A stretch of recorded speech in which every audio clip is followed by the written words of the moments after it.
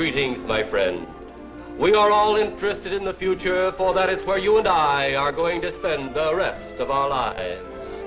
You are interested in the unknown, the mysterious, the unexplainable. That is why you are here. 10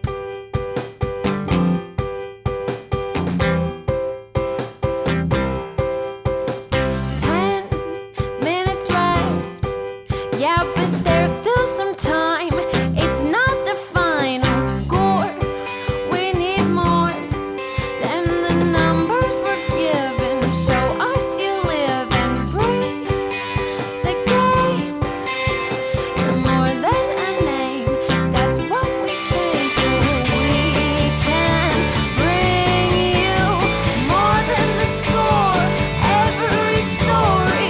Let's take this thing off of the field into the real world, away from the numbers,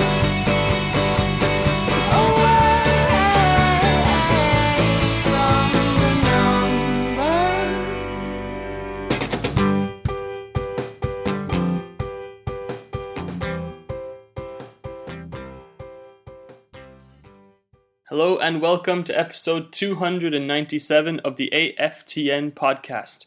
I am perpetual bench warmer Joe DC. And I'm joined by tall as a tree, it's Nicholas Ruprecht. Yeah, greetings. No update on the Richmond soccer second division this week because I wasn't able to play last game. So we might add in a new section, Nick, for that. Just for your own ego. Yeah, exactly. Opening question. If you had to inspire the Whitecaps with a motivational movie down the stretch, what would you make them watch, Nick? I would, there's a lot of good motivational movies. Mm-hmm. There's a lot of good motivational sports movies. Yes.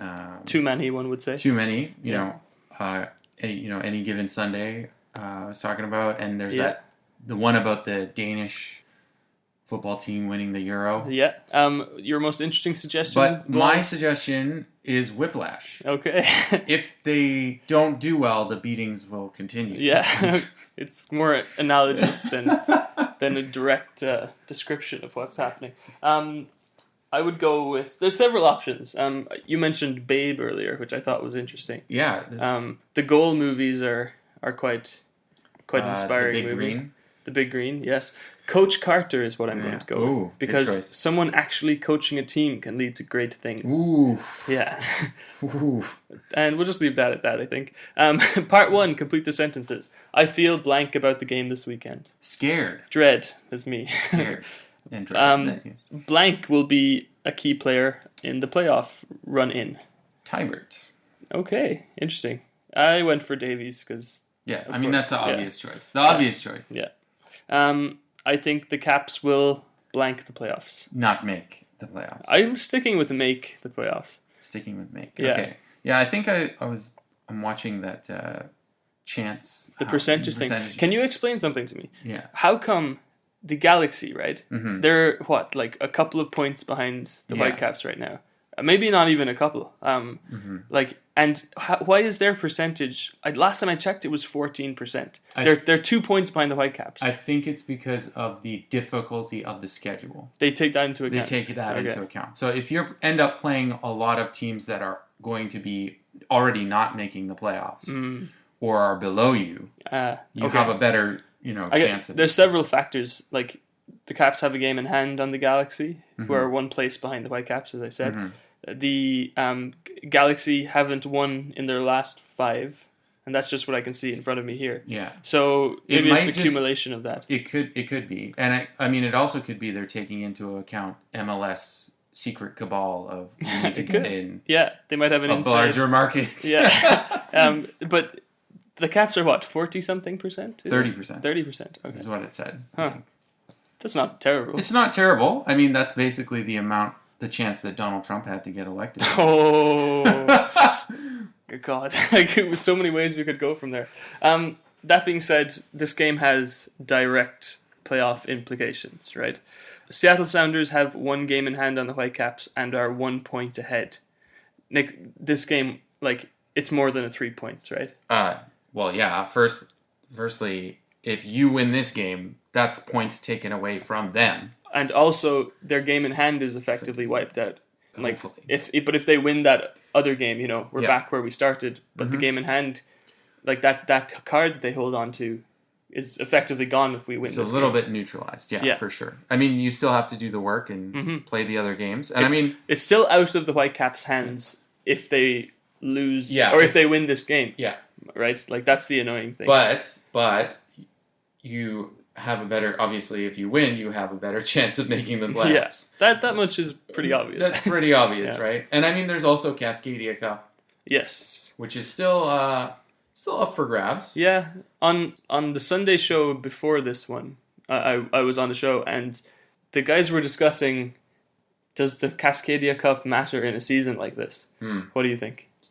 I think, my personal opinion, it always matters. Yeah. I think it always matters. It doesn't matter whether the season is good. Doesn't matter whether the season is terrible.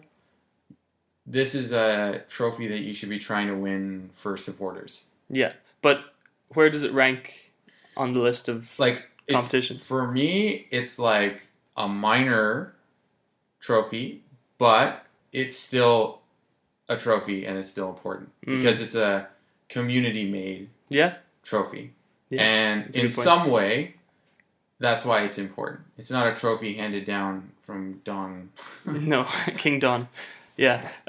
Before we start talking about trophies, though, we have a formidable Seattle team in the way. They're 8 games on an 8-game winning streak. That's not even undefeated. That's an 8-game winning streak. Yeah. But the Caps have had form for being trend stoppers, right? Yeah. It was Portland before, right? There was that streak that they were on. I'm not confident, though. Are you? It's a home game for the Whitecaps. I am definitely not confident. I mean, the Seattle looks scary. It's amazing that despite this winning streak, they're where they are in the standings, right? They're only just in the playoffs. Well, that's because their earlier season was just as bad as this winning streak. Yeah. Yeah, well, they were getting used to the new coach was Portland. I always get that mixed up. But yeah, it's still Brian Smeltzer. Yeah. He doesn't look like a very motivational person, but whatever he's doing is definitely working. Well, I think they've set up really well. I mean, they don't necessarily have, if you look at the stats, they don't have tons of possession. No. But the possession that they do have, they use it very intelligently with their passing. Mm-hmm.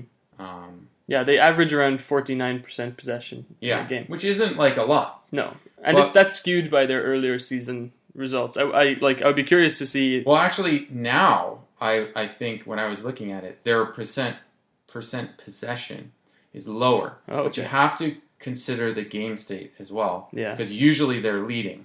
Yeah. So the other team is trying to score. So they're going down. They're going more direct than. So they're. Yeah.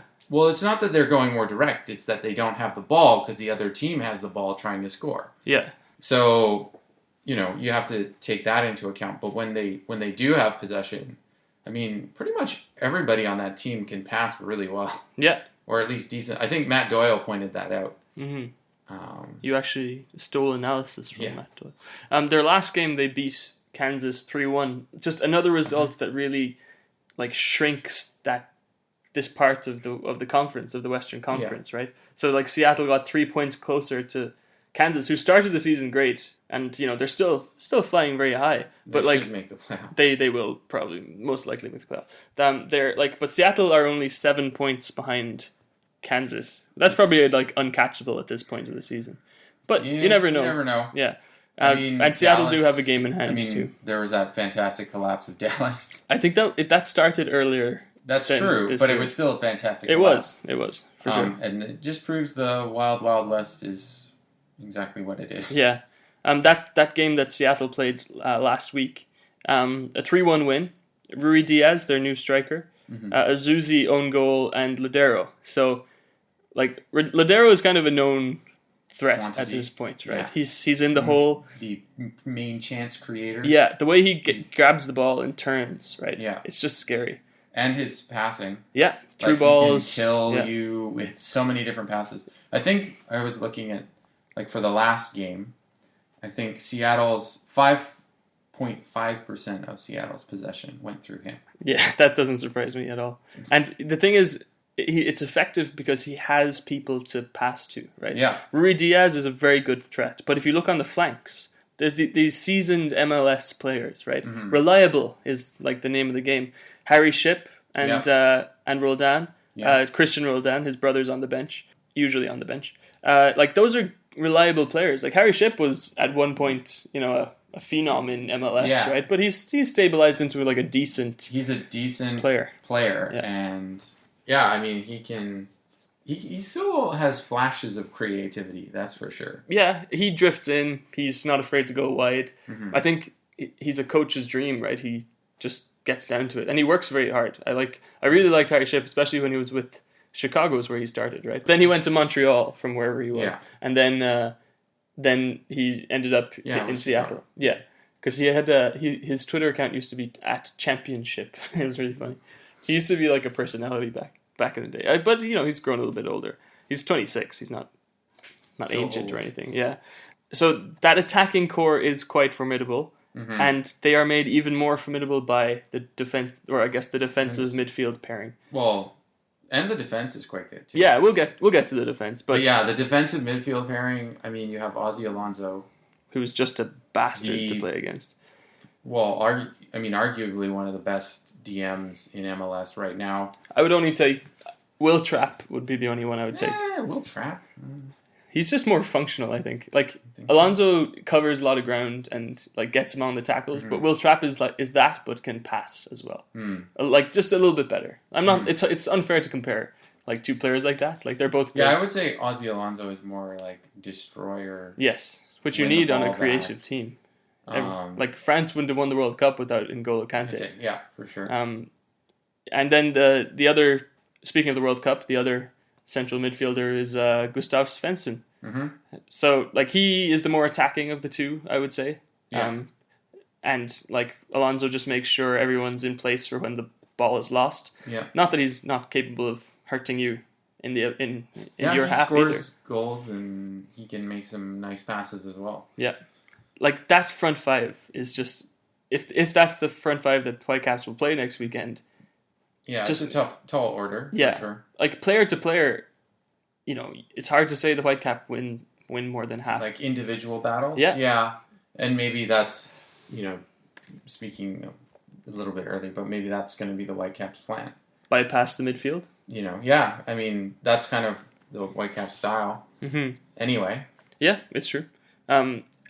Last week, Chad Marshall got a red card. I don't know if you saw the tackle, Nick. I watched a review of it. Yeah, and I thought it was actually a red card. The way he stepped into the defender's shin.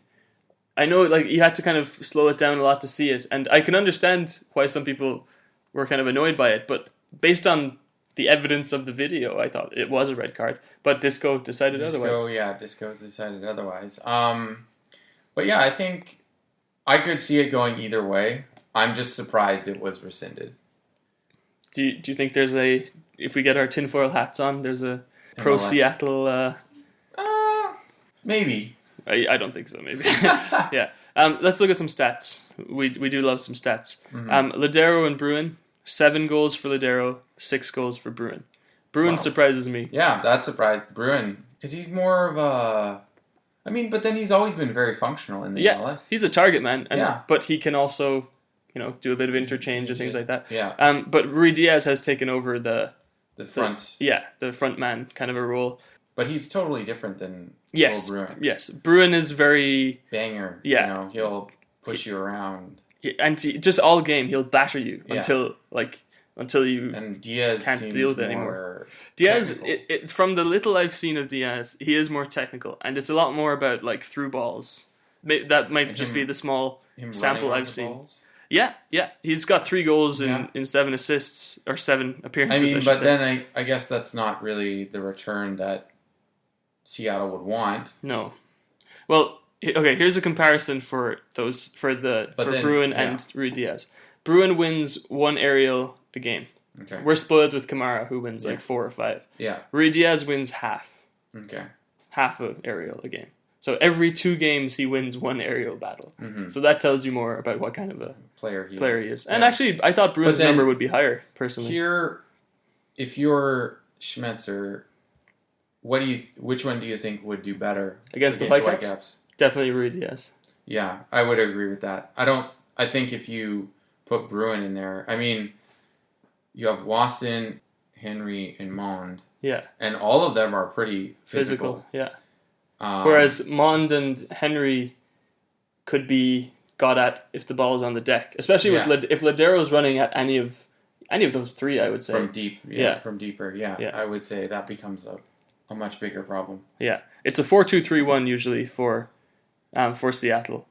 I think that really gets the best out of their front, 5. Yeah, and it's more allows them to. I think it gives them as well a solid kind of. Like we were talking a little bit about Ozzie Alonso, not going forward, but I think as well their fullbacks can then help out as well. Leerdam and Brad Smith just came in from Liverpool. Okay. He's on loan from Liverpool. He's looked pretty good. He had an injury right after his first game, but I'm pretty sure he's back at it now. A really good signing. The loan system does not seem to be, used properly with full effect by the MLS, right? Yeah. Like how many loans can you think of that have really worked, or even have been a loan and then turned into a transfer? We have one here. It was Nicolas Mosqueda. Yeah. Him and Sebastian Fernandez were loaned at the same time with option to buy, right? Yeah. That's usually how it goes. But yeah, Smith played last game. He had an assist. Leerdam's on the other side. But this, I know you wanted to talk about the centre-back pairing, Nick. So Chad Marshall and Kim Ki-hee. Yeah, I think that is not necessarily the best centre-back pairing in the MLS, but it's a really good centre-back pairing. Chad Marshall can physically out-battle. Mm-hmm. I would say him going against Kai Kamara is that's going to be a good key battle to watch, especially if the Whitecaps play how I would think they would want to play. Yeah. And then Kim is very good on the ball. Yeah. Like fantastic. And he has very good sense of he is snuffing out dangers before it's happening. So even though maybe he's not on the same level as a physical presence as Chad Marshall, they have a very good chemistry together, and they kind of balance each other out. Yeah, they complement each other very well. Yeah. Like Kim Ki-hee isn't a spring chicken either. He's 29. Yeah. Chad Marshall's 34. It's not a long-term centre-back pairing, I don't think, just based on Chad Marshall's age. But Kim has been a great pickup for them. Oh, yeah. Time to settle. It took him a little bit of time to settle down. But once he's settled, he's not made many mistakes after that. More of a general question. How would you describe Seattle's team style? I think during this run, it's very patient. They use their skills well. Mm-hmm. And they make a lot of smart runs off the ball. Like, look at the people that they have up front. Ship can pass. Yeah. Rio Diaz can pass. Lodero obviously can just mind-bending passes. Roldan can do that too. Roldan can do that too. Yeah. They're making use of their greatest skill is their passing, and then everybody can run. So I think that they're very patient. They're very passing-oriented style. And even though they're not getting tons of possession based on the stats, I think what they do with their possession is they're very smart about what they're doing. Yeah. And they're using those passes, they're making runs to get those passes going. So I think that's what kind of a team they have become, perhaps. I don't think at the beginning of the year they really had any idea what they wanted to do. Yeah, but it's interesting if we look at the last 2 seasons-ish, 2.5 seasons of Seattle, right? Like, they've made the MLS Cup final twice. Yeah. Under the same coach. Yeah. Right? And are, pretty much on track to make the playoffs after, a third season at a club is when things start to get kind of, everyone jokes about Jose Mourinho's third season syndrome, right? Mm-hmm. Like, Smeltzer has brought something to that team. Like, he's kind of a goofy guy, right? You see him on the sideline and he looks like a librarian, not a football coach. But, he he's changed that team. He's successfully evolved that team, I would say. I would say he's also very good at reacting to what is going on. Yeah.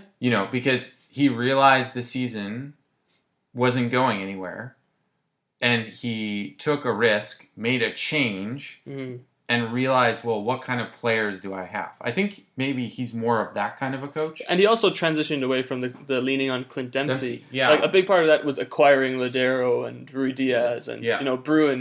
Bruin turned into a better option. People from the academy as well. Yeah, and two final things I'll say on Seattle. They're a team that A, rises to the occasion, which is why I'm not looking forward to seeing them against the Whitecaps. And B, they just get the job done. Yeah. 8 games in a row is not a fluke, right? They are peaking maybe a little bit early, but this form is coming at a really good time for them. Yeah. And they're playing key people now, Yeah. Like, I think we spoke before about how the MLS schedule puts more of your same conference matches towards the end of the season in order to create, tension. Yeah. Drama. Exactly. Excitement. And, picture it from a Seattle point of view. If they win this game, they are, and they win their game in hand. Yeah, they're 7 fine. points ahead. And I think that really sinks the Whitecaps, for sure. So, we kind of arrived at this by accident, but this game is so big for the Whitecaps. Yeah. It's a possible 7-point gap with not many games to go, Yeah. Like, that's not against, and chasing a team that's so in form, it's scary. Yeah.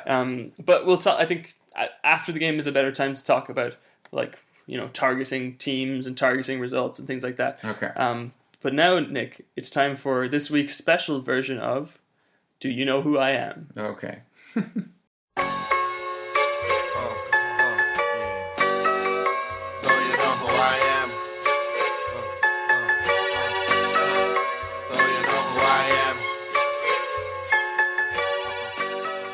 Okay, Nick, do you know who I am?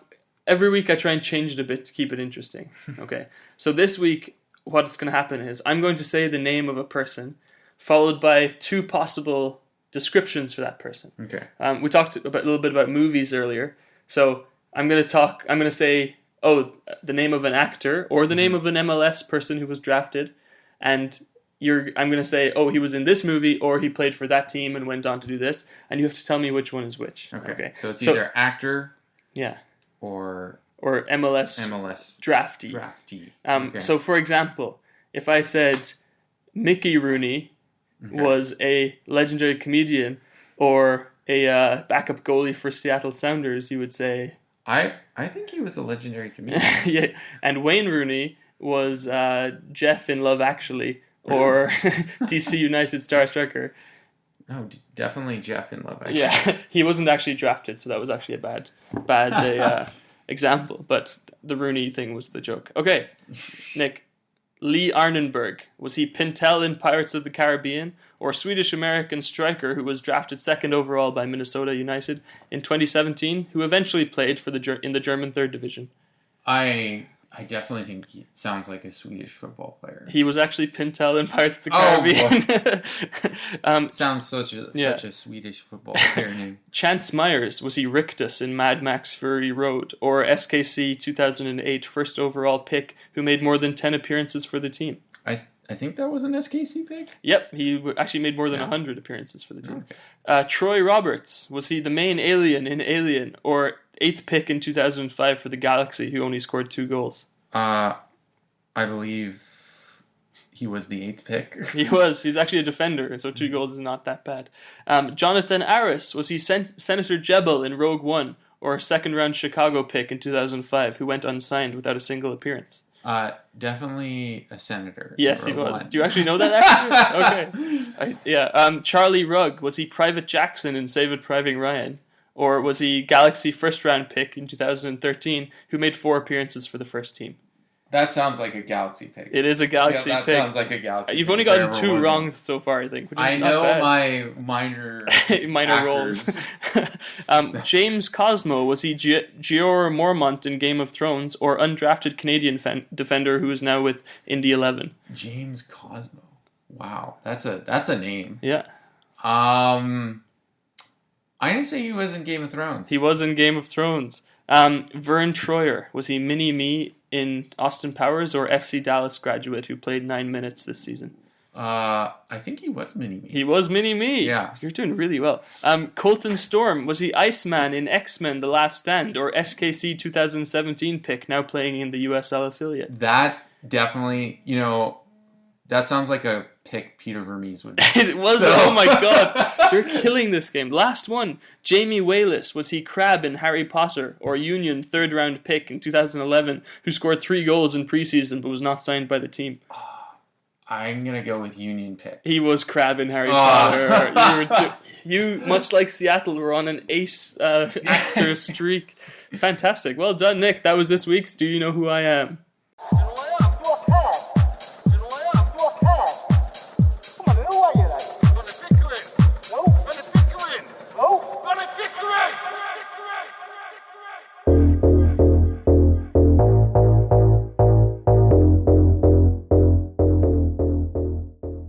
Congratulations, Nick. That was quite impressive. That was probably my best Do You Know Who I Am. Yeah, unfortunately those points won't go towards your... Anything, they don't go anywhere. I only do well in friendlies. We've had a week off from Whitecaps. Mm-hmm. Week off from all football if you don't watch the Nations League or anything like that. Nations League with Canada. Props to Canada. I was talking about the European Nations League. Canada did play very well. Yeah very good. 4 Whitecaps featured or something? Or called up, I guess. Called up. Yeah.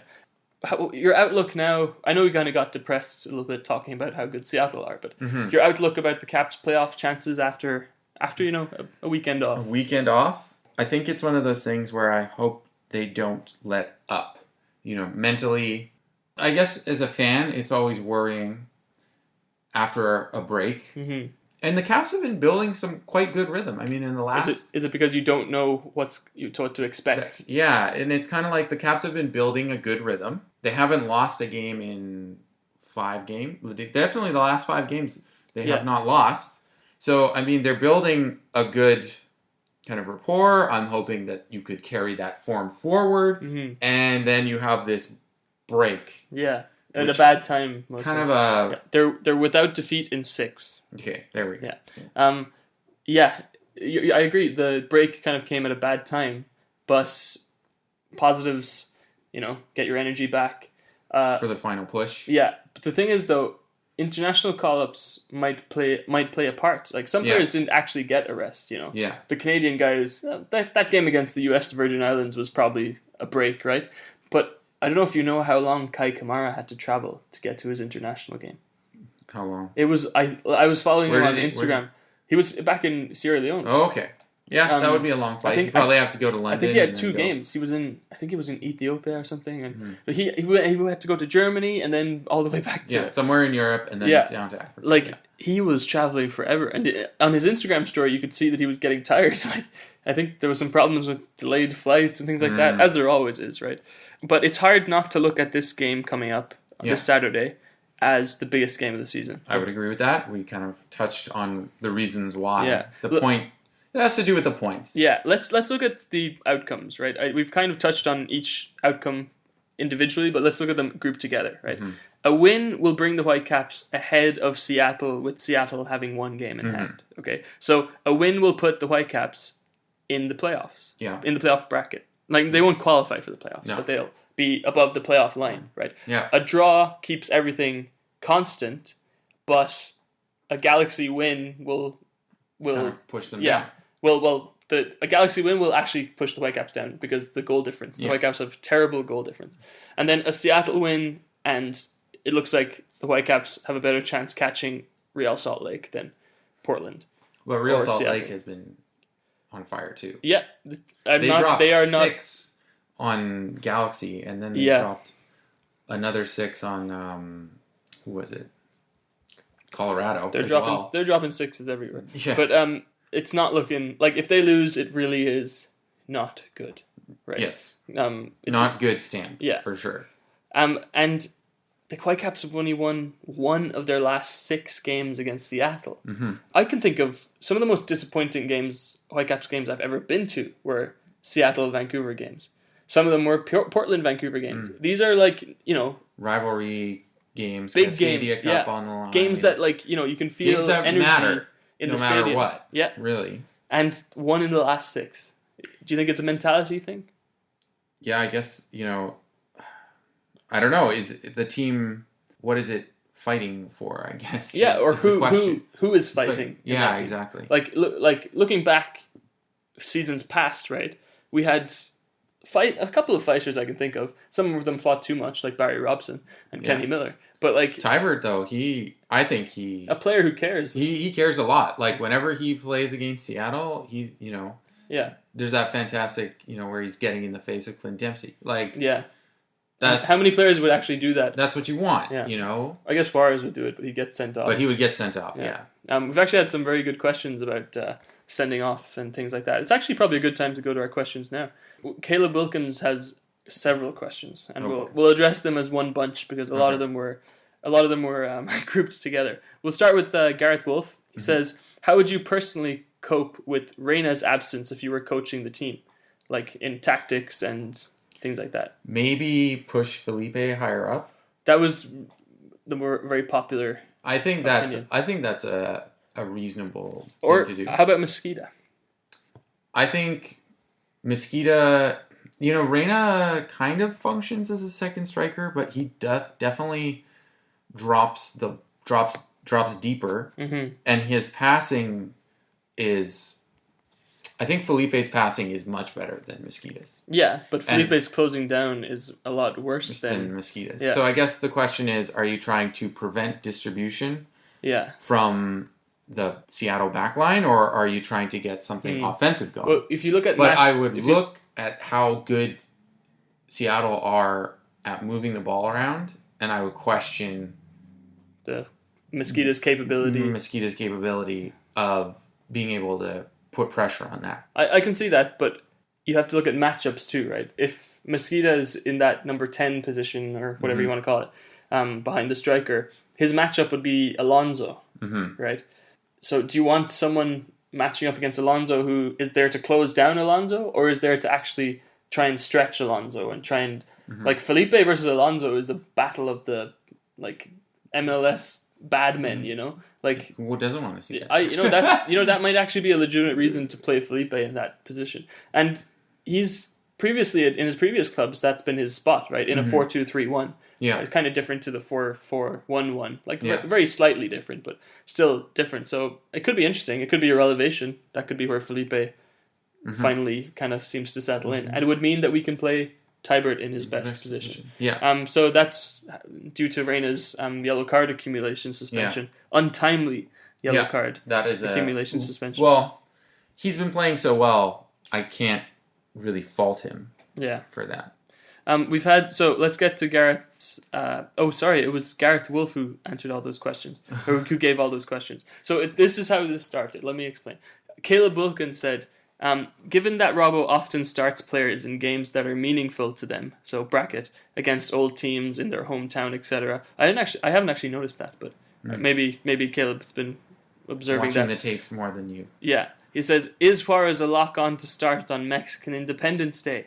If so, how likely is he to be sent off? I don't think Juarez will start. I think if Juarez starts, it's putting up a white flag. It's basically saying, send off a person. Yeah. Gareth Wolf then followed up with these two questions. So, given that Robbo often starts players in meaningful games, is Waston a lock-on to start on Costa Rican Independence Day? And when is Costa Rica? It's the 15th. Oh, okay. Is Dominguez a lock to start for El Salvadorian Independence Day? And how likely is he to score an own goal? I think Waston... I'm pretty sure these were tongue-in-cheek. You just play the player that the best player. Yeah, absolutely. I don't know how much stock Robo puts into, like, Independence Days. It's true, yeah. St. Patrick's Day would be a fun game if we still had Andy O'Brien.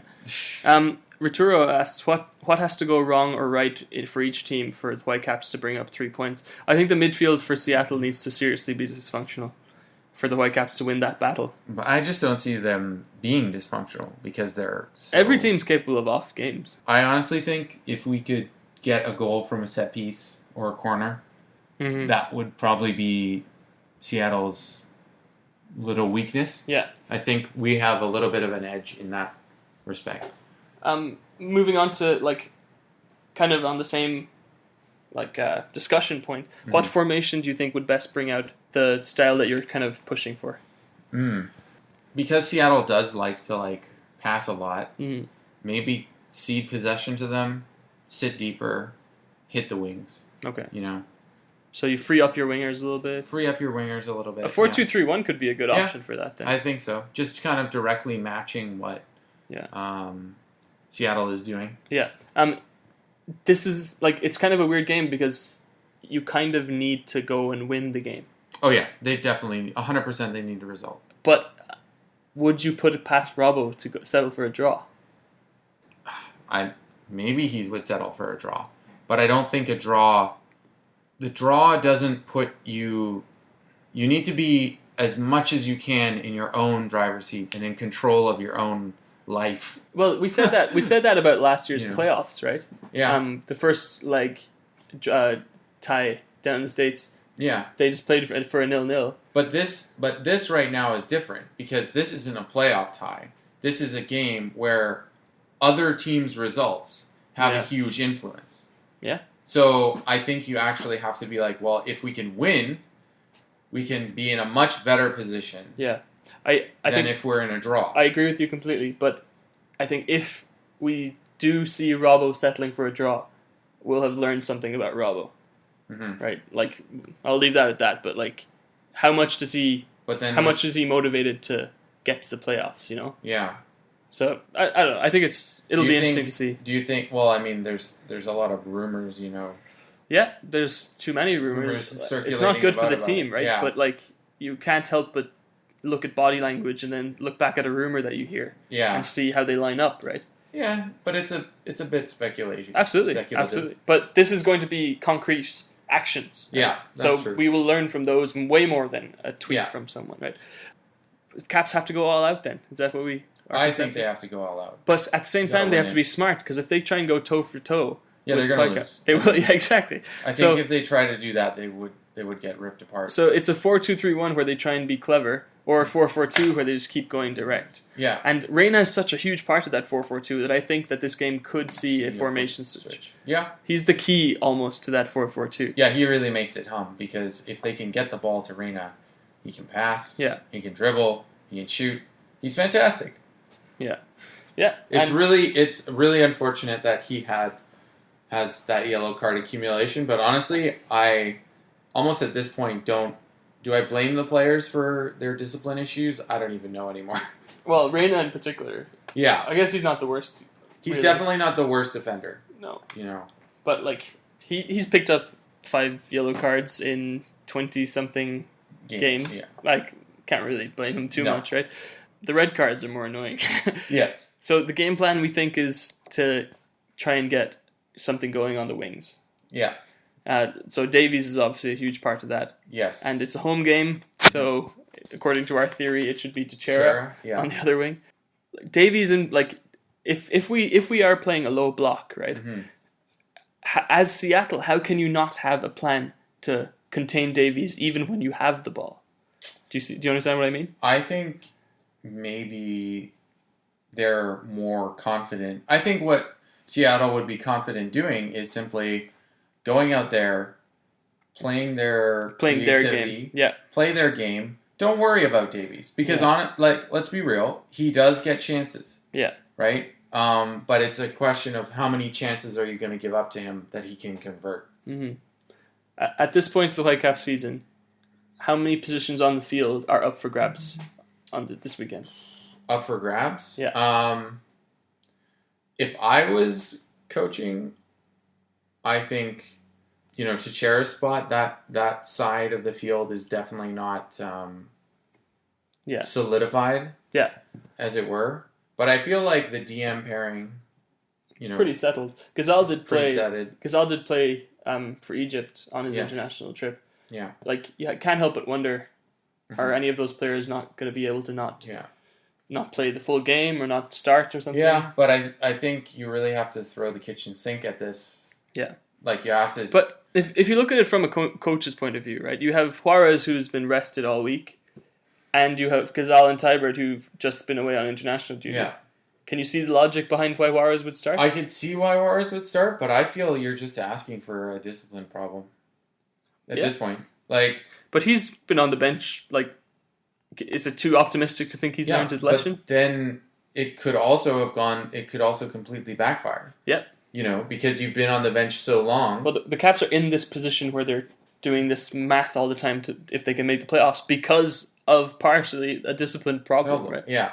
I don't know. So it's not really gone away, has it? Like, there's been a bit while since a red card. But it's been a while since a red card, so like if you put Juarez out there, it does. And the other thing as well is if you look at what Juarez brings to the field compared to other people, you know, other people are doing a much better job at it. Yeah. The fullback positions, we think they're pretty much locked down. I actually think it's Nerwinski for sure. Yeah, but on the left we have two good players. Yeah. Levi's and De Jong. Like, who do you pick for that? I would say go with Levi's. Yeah, me too. But De Jong hasn't really done anything to lose that. De Jong hasn't done anything to lose that position. That is true for sure. But I think Levi's has been much better defensively, and he also offers a lot more going forward now as well. So I think the one part of his game he needs to work on is delivery. That's the one part that he's lagging behind De Jong. But De Jong is a great player. But I think he's less solid defensively. And Levi's is more agile as well. I think I agree. Levi's in goal. Do you think the team has enough character to win the game? Oh.